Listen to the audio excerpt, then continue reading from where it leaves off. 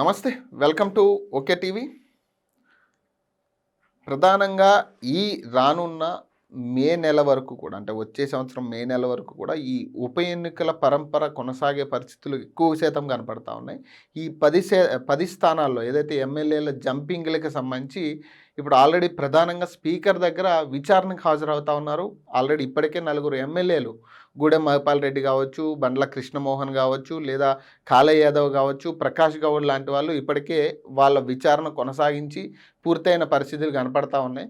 So ఎక్కడా కూడా ప్రధానంగా వాళ్ళు అడుగుతున్న క్వశ్చన్లు కూడా ఒకటే, ఇంకా మీరు బీఆర్ఎస్లో ఉన్నారా, లేదా కాంగ్రెస్కి పనిచేస్తూ ఉన్నారా, లేదా ఎందుకు బీఆర్ఎస్కు దూరంగా ఉంటున్నారా అనే దాని మీద ప్రధానంగా క్వశ్చన్స్ అనేది నడుస్తున్నట్టుగా తెలుస్తూ ఉంది.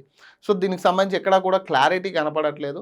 సో ఇంకా స్పీకర్కి దానికి సంబంధించిన నిర్ణయం కూడా తీసుకోలేదు కాబట్టి ఈ 26 తారీఖున మిగతా 6 ఎమ్మెల్యేల విచారణ కూడా పూర్తయిన తర్వాత తుది నిర్ణయం తీసుకోబోతా ఉన్నారు స్పీకర్.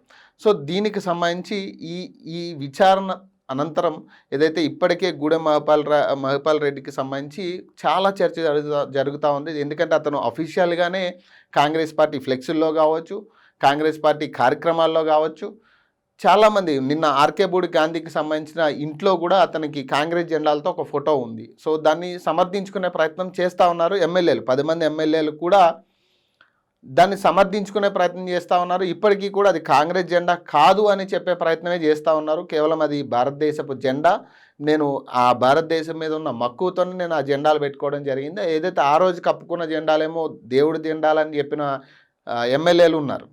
మరి ఇక్కడ అంటే జనాలు చూసేటోళ్ళు పిచ్చోళ్ళు అనుకుని మాట్లాడుతూ ఉన్నారా? ఈ గెలిచిన ఎమ్మెల్యేలు 10 మంది కూడా పార్టీ మారిన ఎమ్మెల్యేలు, పార్టీ ఫిరాయింపు ఎమ్మెల్యేలకు సంబంధించి సో అఫీషియల్గా అన్ని కార్యక్రమాల్లో పాల్గొంటూ కూడా కాంగ్రెస్ పార్టీ అఫీషియల్ దాని కార్యక్రమాలకు సంబంధించి అన్ని కార్యక్రమాల్లో వాళ్ళు పాల్గొంటూనే ఉన్నారు అఫీషియల్గా.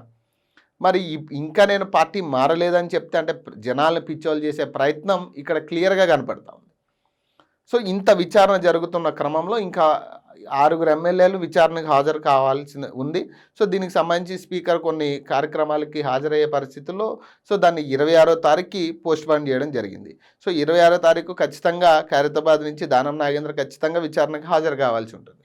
సో ఆయన క్లారిటీ ఇవ్వాలి. ఎందుకంటే ఆయన ఎంపీగానే కంటెస్ట్ చేయడం జరిగింది. ఇదే జూబ్లీహిల్స్కి సంబంధించి ఎంపీగా ఆయన కంటెస్ట్ చేశాడు కాంగ్రెస్ పార్టీ నుంచి. సో ఆయన తప్పించుకునే పరిస్థితులు కనపడట్లేదు. ఖచ్చితంగా ఆయనకి రాజీనామా అనివార్యం. అది కోర్టు తీర్పు ఇచ్చినా ఇవ్వకపోయినా ఖచ్చితంగా ఆయన రాజీనామా చేసి మళ్ళీ పోటీ చేయాల్సిన పరిస్థితులు ఉన్నాయి.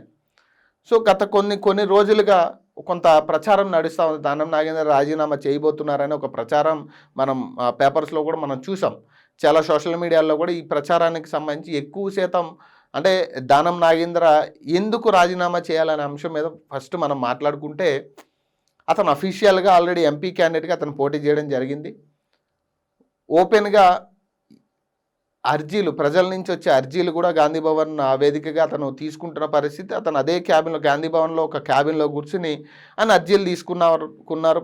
ప్రజలకు సంబంధించిన అర్జీలు తీసుకున్నారు. ప్రెస్ మీట్లు పెట్టిన పరిస్థితులు కూడా ఉన్నాయి.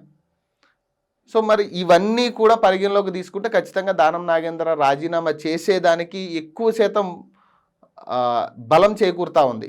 రాజీనామా చేస్తున్నారనే దాని మీద. సో రాజీనామా అయితే ఖచ్చితంగా చేయబోతున్నారనే ప్రచారానికి ఎక్కువ మద్దతు వచ్చే పరిస్థితులు కనపడతా ఉన్నాయి. సో ఏదైనా కానీ రాజీనామా చేస్తే మళ్ళీ ఖైరతాబాద్ నుంచి అతనికి సీటు ఇచ్చినా మరి గెలిచే దాఖలాలు కనపడుతున్నాయా, మరి ప్రజలు అట్లానే పట్టం కట్టే పరిస్థితి ఉంటుందనేది క్వశ్చన్ మార్క్. అది మరి ఈ ఖైరతాబాద్ ఉప ఎన్నికలు కూడా దగ్గరికి రాబోతున్నాయి. మరి జూబ్లీహిల్స్తో పాటు ఆ ఉప ఎన్నికలు కూడా పెట్టే పరిస్థితులు కనపడతా ఉన్నాయా? వీటన్నిటి గురించి కూడా ఒక క్లారిటీ రావాలి. అందులోనూ ఈ 26వ తారీఖు ఏదైతే విచారణకు హాజరు కాబోతున్నా ఉన్నారో దానం నాగేంద్ర, ఈ లోపు ఒక క్లారిటీ వచ్చే ఛాన్స్ ఉంటుంది. ఈరోజు ఈవినింగ్ దానం నాగేంద్ర రాజీనామా చేస్తున్నారని కొంత ప్రచారం జరుగుతుంది. చూడాలి ఏం జరుగుతుంది. ఎందుకంటే రాజకీయాల్లో ఎప్పుడు ఏం జరుగుతుందో చెప్పలేం. అటు జరగవచ్చు, ఇటు జరగవచ్చు. అది నిజమో కావచ్చు, అబద్ధమో కావచ్చు. కానీ ఏదైనా కానీ దీని మీద ఈరోజు ఈవినింగ్ ఒక క్లారిటీ రాబోతుంది. ఎందుకంటే సోమవారం సాయంత్రానికి ఆయన రాజీనామా చేస్తున్నారని కొంతమంది సమాచారం ఇస్తూ ఉన్నారు. విశ్వసనీయ వర్గాల్లో ఇది ఒక చర్చ జరుగుతూ ఉంది. మరి ఈరోజు ఈవినింగ్కి దీని మీద ఒక క్లారిటీ వస్తుంది. సో దానం నాగేంద్రతో పాటు ఆర్కేపూడి గాంధీ కావచ్చు, చాలామంది ఇంకా హాజరు కావాల్సి ఉన్నారు. మరి వాళ్ళు ఏం చెప్పబోతున్నారు స్పీకర్ దగ్గర అనేది ఇక్కడ ప్రాధాన్యతగా కనపడతా ఉంది. సో ఇప్పటికీ 6 వర్షన్ విన్న తర్వాత దీని మీద ఒక తుది నిర్ణయం తీసుకోబోతా ఉంది. మరి దీనికి 10 చోట్ల కూడా ఉప ఎన్నికలు వచ్చే ఛాన్స్ ఉందా? మళ్ళీ కోర్టుకి ఇచ్చే ఛాన్స్ ఉంటుంది.